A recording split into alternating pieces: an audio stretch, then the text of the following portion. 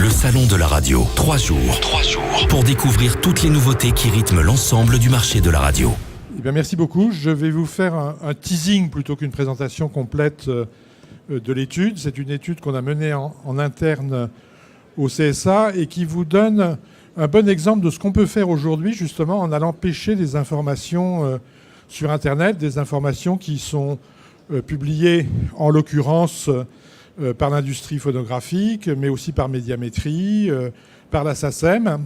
Et donc, on peut recouper un certain nombre de sources statistiques qui nous donnent des indications sur la photo et la dynamique de l'évolution parallèle. C'est un peu un slalom parallèle, finalement, entre les radios musicales et le streaming audio. Et on verra tout à l'heure combien les frontières entre ces deux catégories de services, à certains égards, tendent à s'estomper, même si chacun garde des particularités fortes. Alors je dis tout de suite, on aurait peut-être pu mettre en dessous comme sous-titre coexistence ou concurrence. On n'a pas les moyens avec cette étude de faire une analyse économétrique et de savoir si, par exemple, la légère régression dont on parlait tout à l'heure de l'écoute des radios musicales est explicable et dans quelle mesure elle serait explicable par la montée en puissance des plateformes de streaming audio. Donc l'étude est statistique et qualitative beaucoup plus que économique et modélisante. C'est comme ça. Ah, je ne maîtrise pas la techno. C'est celui du haut ? Non, mais ça doit être vers l'ordinateur. Je peux les... Ah, d'accord. Oui, non, si je fais... Voilà, très bien. Non, ça marche maintenant. Ça marche. Voilà, alors vous avez à gauche l'échantillon côté radio et à droite l'échantillon côté streaming. Donc on a suivi, côté radio, la vingtaine de radios musicales de catégorie D à vocation nationale, c'est-à-dire les radios musicales des grands groupes nationaux et aussi celles des indépendants à vocation nationale. Donc ça fait une vingtaine dont vous avez la liste complète dans l'étude. L'étude est disponible sur le stand du CSA. Alors aujourd'hui, toujours dans la colonne de gauche, l'écoute de la radio, elle n'est pas uniquement en diffusion hertzienne FM, elle est aussi en diffusion hertzienne DAB+, on en a parlé ce matin, et évidemment aussi par satellite, par Internet OTT. Et côté streaming audio, on a étudié 10 services principalement qui sont à la fois des pure players du streaming audio, comme les Napster, Deezer, Spotify, et aussi les géants du numérique, comme les plateformes d'Apple, Amazon ou YouTube, qui aujourd'hui ont ouvert des services de streaming audio qui font concurrence aux pure players. Et comme on le verra aussi tout à l'heure, le marché est loin d'être stabilisé puisqu'il arrive des grands géants chinois, Tencent notamment, qui risquent de bouleverser la structure industrielle du marché du streaming audio. Alors évidemment, le streaming audio, pour y accéder, il faut avoir une connexion à Internet et donc être, comme le rappelait tout à l'heure Sébastien Soriano, dans un environnement d'opérateurs télécoms. Alors aujourd'hui, le public français est en mesure d'écouter soit la radio, soit d'accéder à des catalogues streaming audio par tous les moyens, par tous les canaux, si j'ose dire, puisque 80%, 86% même, sont équipés d'un ordinateur, presque 80% d'un smartphone et déjà 65% d'une télé connectable. Donc aujourd'hui, l'ensemble, enfin sinon l'ensemble du moins, plus des 2 tiers de la population a accès à tous ces modes d'écoute de la musique. Et évidemment, on le sait, les jeunes sont particulièrement appétents pour écouter la musique à travers les nouveaux canaux. Pour ce qui concerne la radio, les foyers ont en moyenne 10 équipements capables d'écouter la radio, donc des transistors classiques ou des autoradios, des chaînes hi-fi, la télé, des consoles de jeux. Donc on est déjà dans un univers d'écoute de la musique et de la radio qui est totalement multicanal et multi-usage.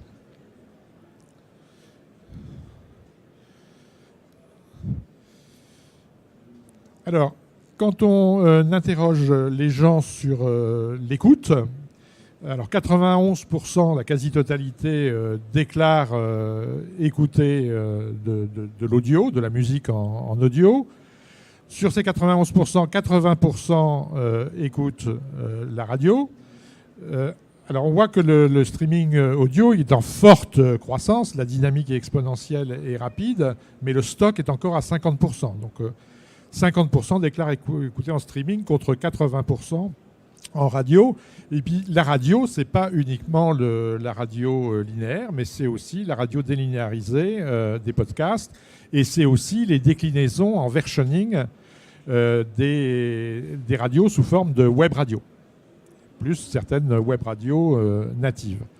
Donc vous voyez que les usages, les trois usages des bâtonnets inférieurs sont quand même encore en retrait de l'écoute classique, traditionnelle, historique de la radio, bien qu'en forte croissance.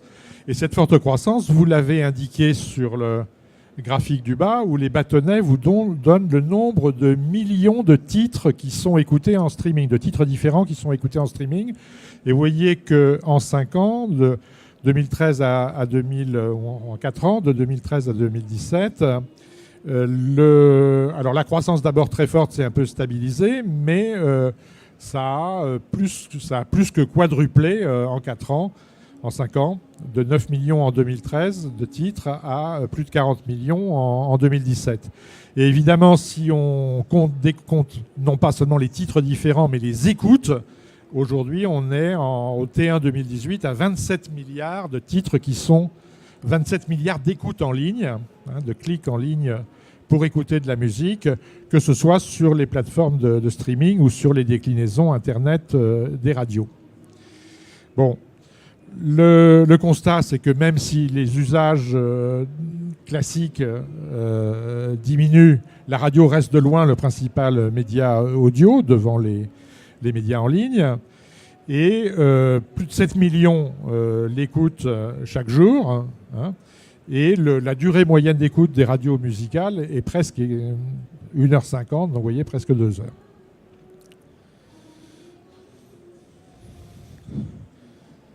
Alors le modèle économique. Les modèles économiques, évidemment, sont des deux types de services, radio d'un côté, streaming de l'autre, sont encore assez distincts. Les radios musicales sont gratuites pour l'auditeur, financement par la publicité.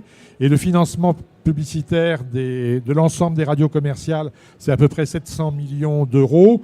Et là-dessus, il faut compter 50 à 60% pour les radios musicales. Bon, donc vous voyez, 60% de 700 millions, ça fait de l'ordre de 400 millions. Le streaming audio, vous voyez que les chiffres sont du même ordre, enfin, ne sont pas égaux, mais il n'y a pas de facteur 10 dans les revenus issus du streaming par rapport à ceux issus des radios musicales. Donc le streaming est important économiquement dès maintenant, avec deux modèles. Le modèle gratuit financé par la publicité, mais dont la qualité n'est pas forcément excellente. Et ça représente 40 millions d'euros. C'est la majorité quand même des modes d'écoute en ligne. Ça ne fait que 40 millions d'euros de publicité. Et la minorité en termes d'usage, c'est les abonnements payants, mais c'est la majorité en termes de revenus. Ça représente 200 millions d'euros. Donc 200 millions d'euros de la minorité qui sont abonnés à des services streaming payants, plus 40 millions d'euros de publicité correspondant à l'usage général du streaming gratuit pour l'auditeur. Ça représente en tout 240 millions d'euros. Donc vous voyez, 240 millions d'euros, ce n'est pas incommensurable avec les 400 millions d'euros de recettes publicitaires des radios musicales.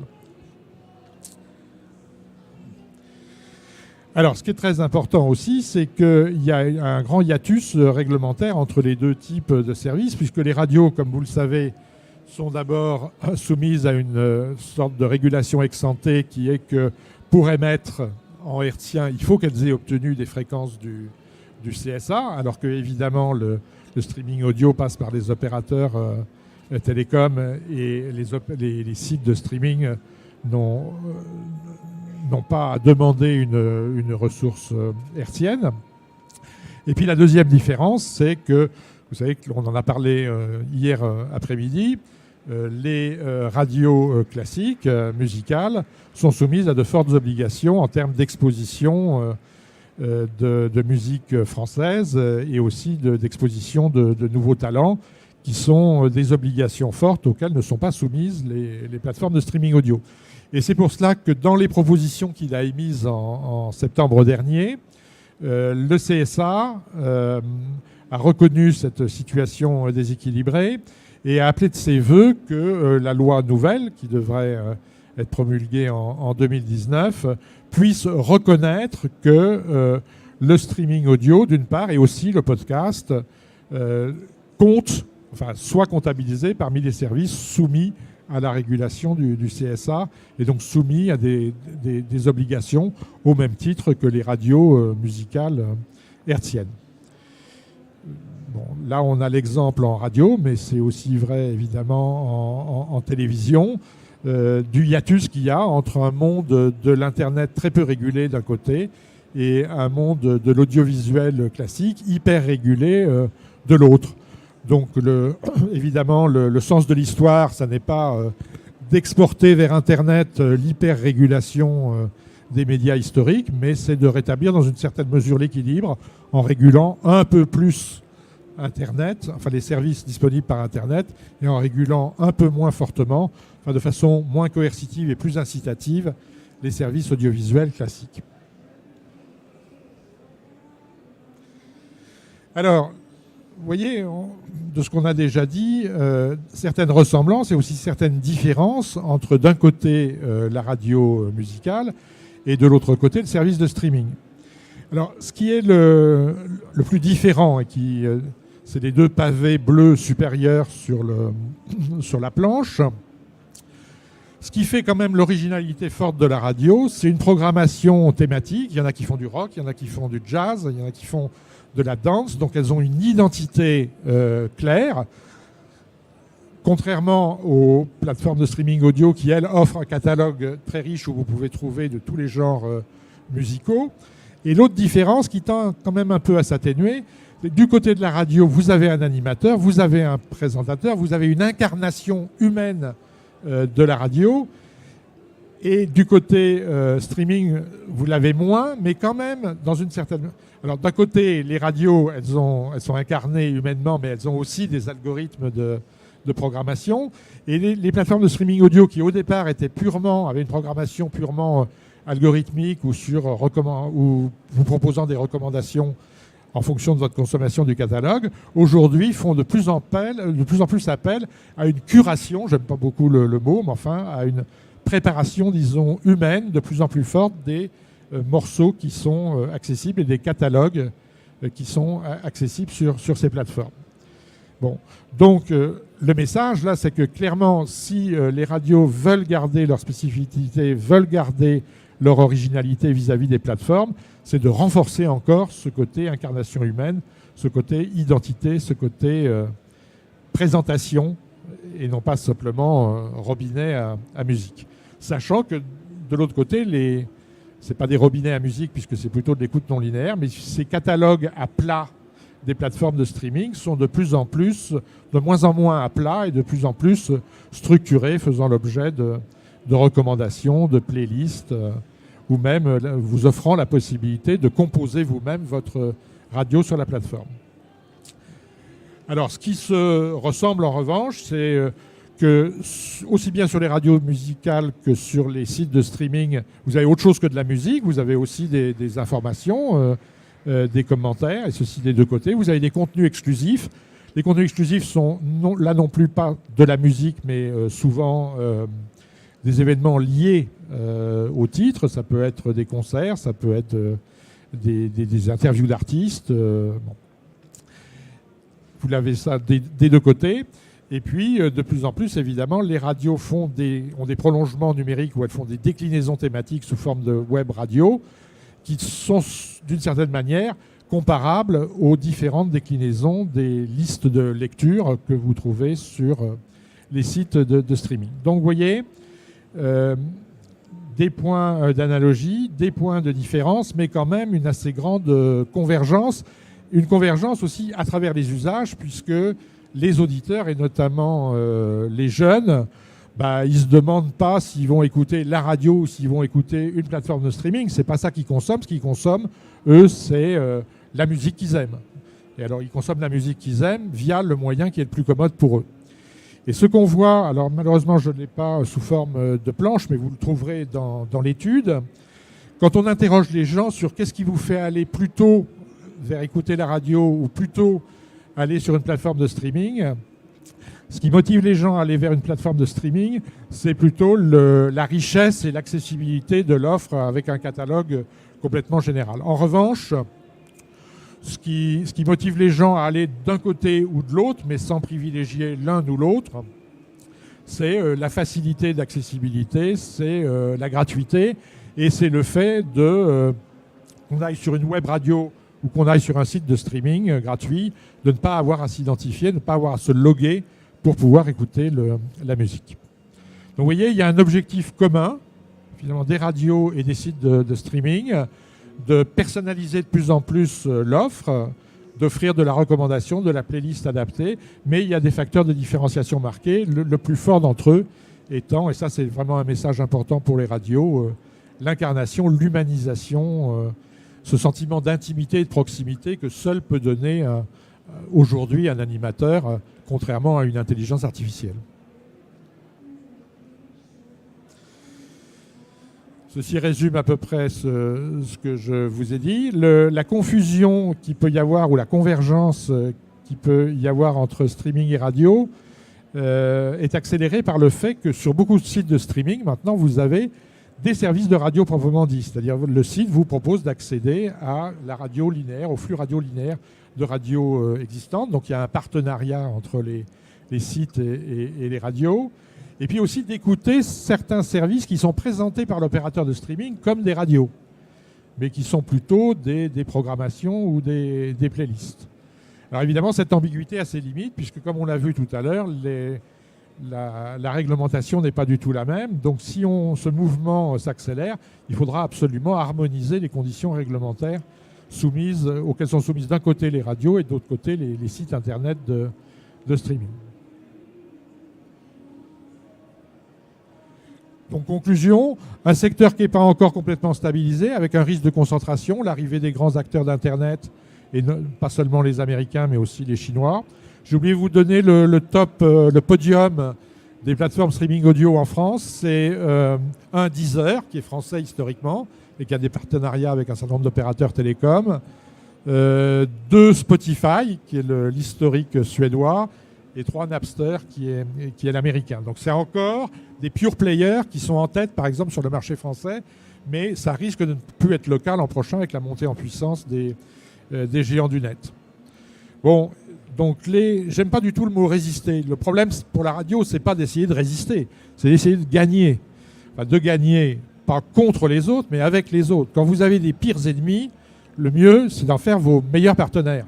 Bon, donc à mon avis, pour les radios, il y a meilleur temps d'essayer de trouver les bons deals, les bons accords avec les plateformes de streaming et elles-mêmes de se développer de façon pertinente sur le net qu'à se battre des quatre fers ou dire qu'elles auront du mal à résister face à l'émergence du numérique. Il faut que les radios deviennent des acteurs majeurs du numérique et effectivement la loi et la réglementation pourra les y aider dans une certaine mesure en réduisant les asymétries qui les handicapent aujourd'hui dans cette concurrence. Voilà, vive la radio et puisse-t-elle garder son identité forte et un public fidèle dans un monde numérique qui change mais où elles ont pleinement leur chance. Merci. Merci Nicolas Curien. Est-ce que vous voulez prendre des questions ? S'il y en a, oui, volontiers. Est-ce qu'il y a des questions ? Oui, une question au premier rang. Oui, bonjour.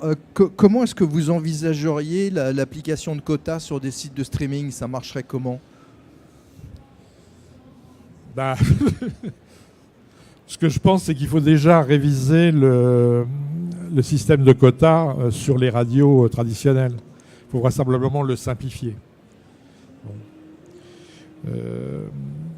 Maintenant, effectivement, ça paraît difficile d'imposer des quotas, même simplifiés, à des acteurs Internet comme on peut le faire à des acteurs traditionnels. Ceci dit, c'est un domaine où la régulation, ce qu'on appelle la co-régulation ou la suprarégulation, c'est-à-dire que spontanément, il y ait des bonnes pratiques dans le milieu, dans le secteur de la musique en ligne, et que nous, on donne toutes les... on propose par exemple un label de la bonne plateforme en ligne, ou que sous notre égide soient signées des chartes entre les opérateurs de streaming, les radios, les ayants droit, pour qu'on arrive à un équilibre acceptable par tous, sans passer par une réglementation administrative coercitive classique.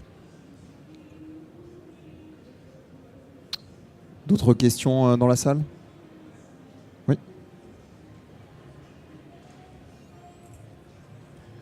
Donc, bonjour, je m'appelle Nalo, je suis directeur d'antenne sur Planète Radio sur La Rochelle. J'aurais une question qui me trotte depuis longtemps. Est-ce que vous ne pensez pas que les web radios vont détruire la FM? Que les web radios vont détourner la FM, c'est ça? Non, vont détruire la FM. Parce que la vont FM, détruire avant qu'il y ait le début justement de la web radio, la FM était majoritaire. Mais maintenant, je pense qu'il y a beaucoup de jeunes qui se mettent sur les web radios et ils détruisent, je pense, la FM. Qu'en pensez-vous? Je ne pense pas du tout que quoi que ce soit détruise quoi que ce soit dans l'univers audiovisuel. On est beaucoup plus dans des logiques de complémentarité que dans des logiques de substitution. Les grandes radios elles-mêmes ont certains... je pense à un groupe de radio national qui a, je crois, plusieurs centaines de déclinaisons web radio, énergie pour ne pas le nommer, et qui s'en sert comme d'un relais, d'un complément par rapport à son offre FM. Donc je pense que du côté des usages, il y a à la fois le besoin d'écouter de la radio en linéaire, le besoin d'avoir accès à des podcasts, le besoin d'avoir des playlists thématiques, je sais pas, un nostalgie rock, un nostalgie jazz, un nostalgie... Bon. Donc les radios jouent de tous les moyens qui sont à leur disposition pour que l'auditeur puisse rentrer dans l'univers de leur marque par différents canaux. Et les web radios sont, à mon avis, plutôt une aide et un atout pour les radios que se tirer une balle dans le pied par rapport à la FM et maintenant le DAB+. Je pense qu'on a besoin on rentrera dans un même univers, dans une même marque, à la fois par plusieurs canaux techniques, la FM, le DAB et ensuite la 5G, et aussi par plusieurs modes de consommation, linéaire, non linéaire, généraliste, thématique et sur mesure. Bon, que tout ça est présent dans les besoins du consommateur, et que le consommateur, c'est-à-dire l'auditeur, a finalement de plus en plus de modes d'usage et de modes techniques lui permettant de composer son propre menu. Et donc je ne crois pas du tout que le web va tuer le hertzien, et les radios ont besoin à la fois d'un pied web et d'un pied broadcast. En direct de la Grande Halle de la Villette à Paris pendant 3 jours.